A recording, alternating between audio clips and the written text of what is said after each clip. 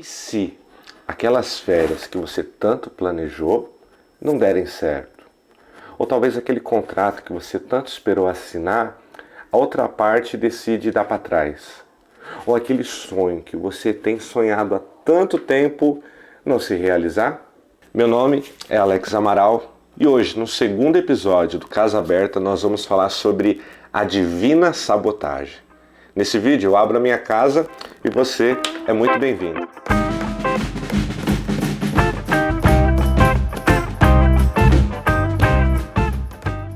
Historiadores dizem que o Salmo de número 46 era o salmo preferido de Martinho Lutero.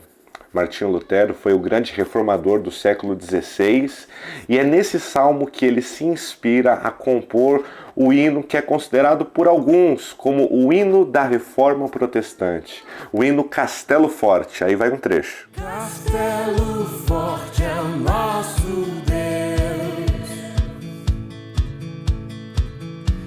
escudo e boa espada. Mas agora vamos ao Salmo. O salmista diz: Deus é o nosso refúgio e a nossa força, sempre pronto a nos socorrer em tempos de aflição. Portanto, não temeremos quando vierem terremotos e os montes desabarem no mar. Que o oceano estrondeie e espumeje, que os montes estremeçam enquanto as águas se elevam. Um rio e seus canais alegram a cidade do nosso Deus, o santo lugar do Altíssimo. Deus habita nessa cidade e ela não será destruída. Desde o amanhecer, Deus a protegerá. Versículo 6. As nações estão em confusão e os seus reinos desmoronam. A voz de Deus troveja e a terra se dissolve. O Senhor dos exércitos está entre nós. O Deus de Jacó é a nossa fortaleza. Venham, contemplem as gloriosas obras do Senhor. Vejam como ele traz destruição sobre o mundo. Acaba com as guerras em toda a terra, quebra o arco e parte ao meio a lança, e destrói os escudos com fogo. Aquietem-se e saibam que eu sou Deus. Serei honrado entre todas as nações. Serei honrado no mundo inteiro. O Senhor dos exércitos está entre nós. O Deus de Jacó é a nossa fortaleza. O Salmo 46 é uma expressão de confiança em Deus. O salmista fala de catástrofes tanto naturais quanto catástrofes causadas pelo próprio ser humano.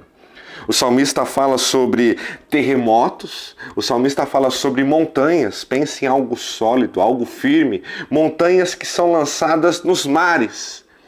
Porém, o salmista também fala de guerras, o salmista fala de nações em confusão, o salmista fala de reinos desmoronando, ele fala de espada, ele fala de escudo, ele fala de lanças.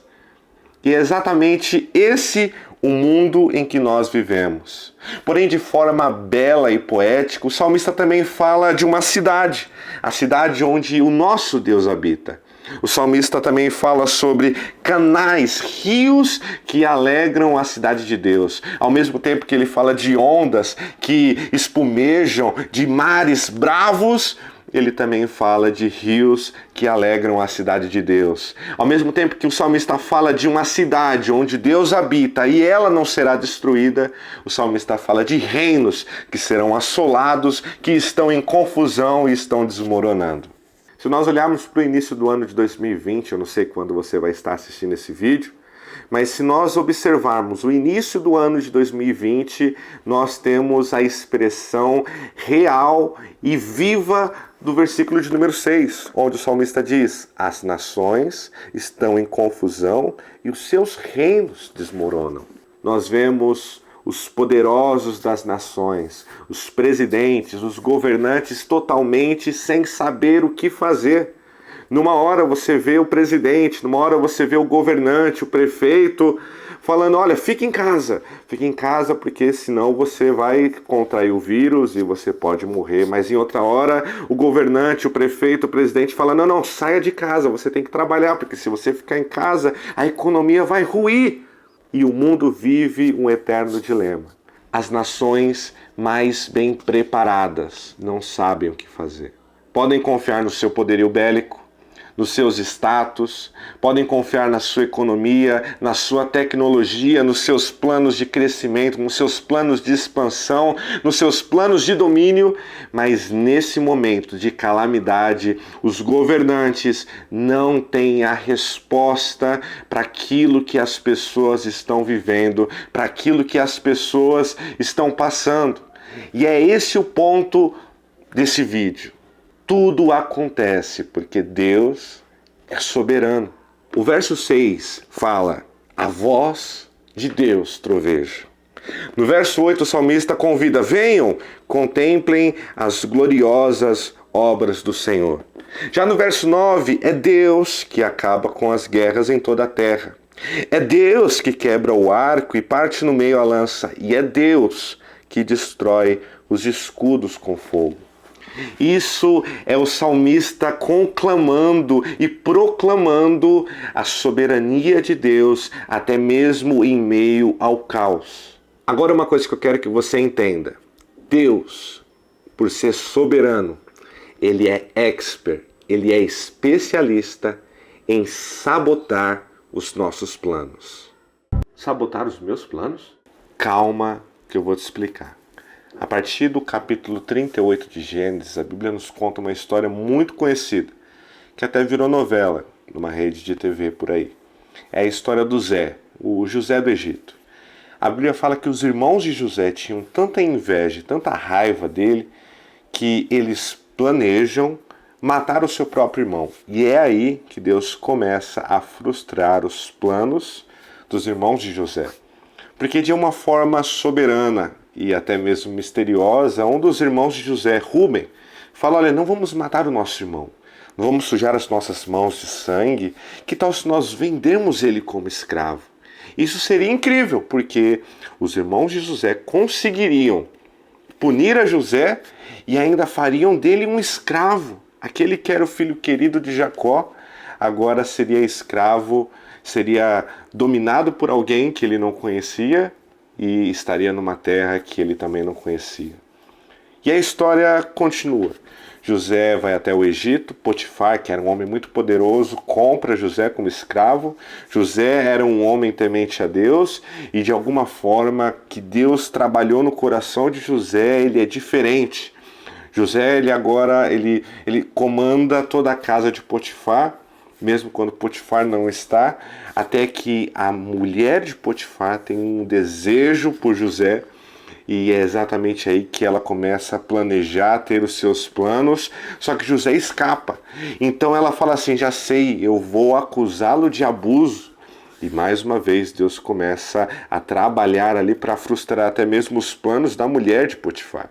Porque José vai para a cadeia e até aí parece que tudo vai correndo muito bem com os planos dos irmãos de José e até mesmo com o plano da mulher de Potifar. José, ele se sobressai, ele revela 2 sonhos, passa-se um tempo, Faraó também tem um sonho. Eu estou tentando resumir um pouco aqui para o vídeo não ficar muito longo. Faraó tem um sonho, José é chamado e daí José revela o sonho de Faraó.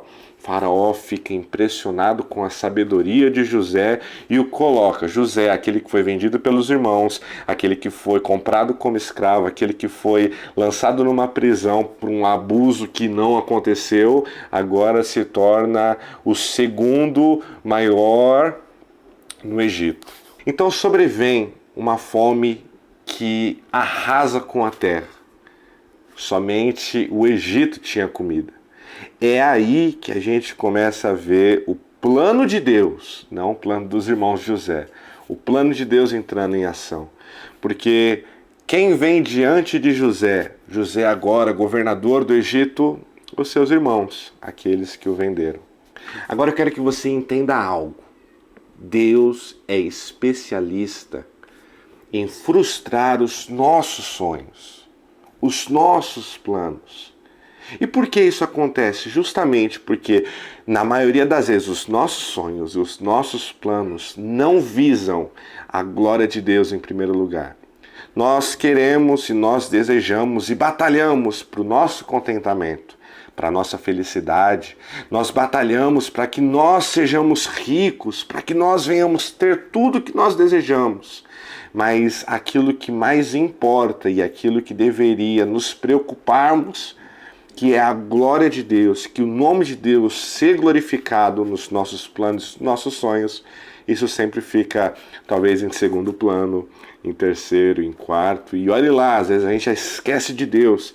E são esses os planos que Deus frustra. Os irmãos de José queriam acabar com aquela encheção de saco que tinham do Zé toda hora na sua cabeça, no seu pé, fofocando do que eles estavam fazendo para o seu pai. E era esse o plano que Deus queria frustrar. A gente ouve muitas pessoas falando assim, foi o diabo que frustrou o meu sonho.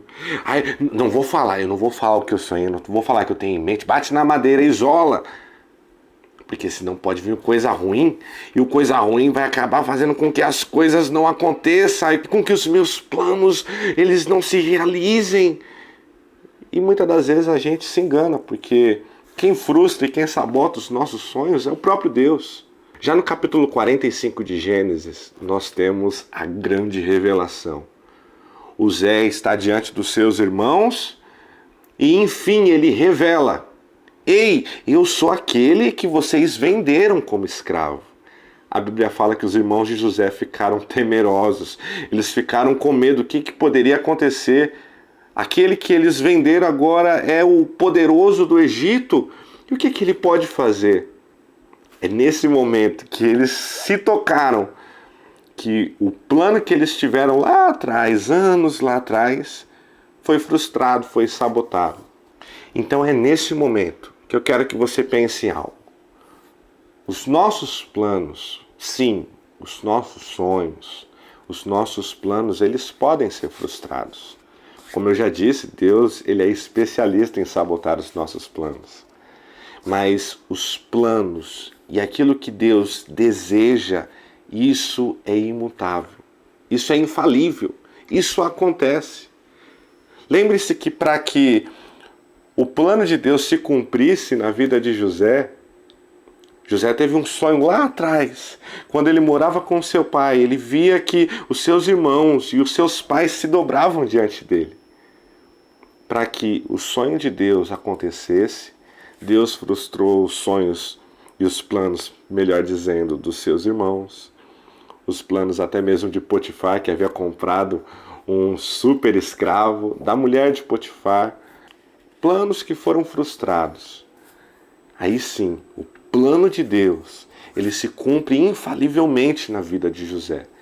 Lá no capítulo 50 de Gênesis, no versículo 20, José fala assim para os seus irmãos que estavam atemorizados. O seu pai havia morrido e agora eles falavam: pronto, o nosso pai morreu, agora sim, agora que o Zé vai se vingar de nós. Então José vira para os seus irmãos e diz: vocês pretendiam me fazer o mal, mas Deus planejou tudo para o bem. Deus continuará sabotando os nossos planos e os nossos sonhos. Enquanto nós estivermos pensando, planejando e sonhando sem o aval de Deus, sem ter em mente que as nossas vidas em tudo deve glorificar ao nome do Senhor, esses sonhos eles estão fadados, eles estão destinados a serem um erro, a darem errado e a não se concretizarem. O apóstolo Paulo fala em Romanos, no capítulo 12, no versículo 2, o seguinte: não imitem o comportamento e os costumes desse mundo, mas deixem que Deus os transforme por meio de uma mudança em seu modo de pensar, a fim de que experimentem a boa, agradável e perfeita vontade de Deus para vocês. Como eu disse, Deus vai continuar frustrando os nossos planos e sonhos, aquilo que a gente pensa, aquilo que a gente foca para o futuro, se nós não entendermos que é a vontade dele, que é boa, que é agradável e perfeita. Enquanto os nossos sonhos, enquanto os nossos planos focarem no nosso bem-estar, focarem na nossa felicidade, focarem apenas no nosso contentamento, na nossa fama, na nossa glória, entenda que esses planos, eles sempre vão estar fadados a serem ruins, a darem errado e a não se concretizarem. Essa vida que nós estamos vivendo hoje, mesmo que não seja as maravilhas que nós havíamos planejado no passado, mesmo que não seja aquilo que você tanto almejava, é essa vida que Deus, Ele coordena, que Deus tem o controle. Voltando ainda lá no Salmo 46, é Deus que troveja, é a voz de Deus, é Deus que acaba com as guerras, é a cidade de Deus que não será destruída. Longe de mim de fazer uma interpretação do Salmo 46, falando que essa cidade é São Paulo, essa nação é o Brasil. Não, eu não quero fazer essas viagens loucas, não. Eu quero ressaltar que em tudo Deus é soberano, até mesmo nos nossos sonhos e nos nossos planos que são frustrados, até mesmo nas coisas que às vezes nós pensamos que é o diabo que está fazendo. Deus continua sendo soberano sobre todas as coisas. Deus continua tendo o controle ainda sobre todas as coisas que acontecem e até mesmo das coisas que não acontecem. Bom, esse é o momento do vídeo que nós nos perguntamos, e agora? Depois de saber que é o próprio Deus que muitas das vezes sabota os nossos planos e os nossos sonhos, o que fazer? Poxa, eu vou continuar sonhando para que Deus sabote? Para que Deus ele continue frustrando esses planos, esses sonhos? Essa é uma boa pergunta. A questão é, será que os nossos sonhos, antes de passar pelo nosso coração e pela nossa mente, será que esses sonhos, a gente tem compartilhado ele com Deus nas nossas orações? É muito interessante quando nós vemos a vida de Jesus em seu momento de maior agonia, em seu momento de maior aflição, quando ele orava no Getsêmani. Ele como homem, assim como ele era homem e Deus, ele como homem, ele expressa assim a sua preocupação. Ele diz: Pai, é difícil, eu sei o que me aguarda lá na frente. Se possível, passe de mim esse cálice. Mas é muito importante nós frisarmos não somente a parte que ele pede para que Deus passe o cálice dele, para que Deus afaste esse cálice de Jesus. A parte que Jesus fala, mas que seja feita a sua vontade e não a minha, é a principal dessa frase. A gente deseja que as nossas vontades sejam feitas. A gente deseja que os nossos planos sejam realizados, que os nossos sonhos sejam cumpridos e que tudo aquilo que a gente tem no nosso coração faça parte da realidade das nossas vidas. Mas a gente acha que conhecemos aquilo que nós precisamos. Mas a grande realidade é que Deus, que tem o controle sobre tudo, é Ele que conhece, é Ele que sabe, melhor até mesmo que nós, aquilo que precisamos. Nesse momento, eu te convido, assim que finalizar esse vídeo, é curtinho mesmo, a intenção não é que seja um culto, a intenção é que você ouça uma meditação, uma reflexão, e que a partir disso, que tudo que nós falamos aqui, tudo aquilo que você ouviu, que isso seja munição para que você, quando terminar esse vídeo, desligue o seu celular, desligue o seu computador, dobre os seus joelhos e ore ao Senhor. O salmista diz, ainda no final do Salmo 46, no verso 10, aquietem-se e saibam que eu sou Deus. Serei honrado entre todas as nações. Serei honrado no mundo inteiro. O Senhor dos exércitos está entre nós. O Deus de Jacó é a nossa fortaleza. O Deus de Jacó é o nosso refúgio. Ou como diria Martinho Lutero, o Deus de Jacó é o nosso castelo forte. É aquele onde nós podemos nos esconder. É aquele que nós podemos estar nele E mesmo que o mundo caia ao nosso redor, e mesmo que os reinos estejam em confusão, e mesmo que as nações estejam desmoronando, até que haja terremotos, até que os montes, a firmeza que nós podemos imaginar, sejam lançadas no meio dos mares, no meio dos oceanos, estando em Deus, tendo Deus como nosso refúgio, tendo Deus como a nossa fortaleza, nós estamos protegidos, nós estamos salvos da destruição que há de vir. E até mesmo nos momentos difíceis, e até mesmo naqueles momentos em que nós pensamos, e agora, poxa vida, eu não sei mais nem o que fazer, qual vai ser o próximo passo. Deus, Ele ainda continua soberano, Ele ainda continua guardando os nossos passos.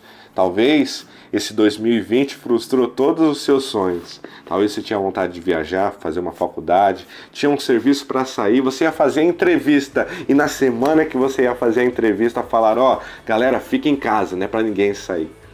Pode ter acontecido tudo isso, mas saiba que Deus ainda tem o controle da sua vida. Saiba que Deus, Ele é soberano sobre tudo aquilo que acontece na minha vida e na sua vida.